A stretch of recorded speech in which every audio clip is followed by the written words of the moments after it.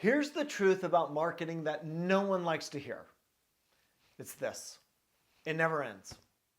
Marketing isn't a project that you check off your list. It's not 3 months of effort and then you get a coast. It is a constant. When you stop showing up, the effects usually don't hit you right away, but 6 months later, you're wondering why the phone is quiet. That's why I tell my clients, create goals that actually mean something.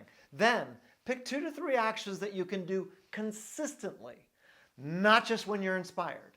It might be posting on LinkedIn once a week, or sending thank you notes, or asking for referrals, or attending a networking event a month.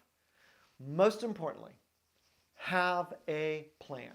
When you know what you're doing and why you're doing it, you stop marketing in fits and starts and you start to build real momentum.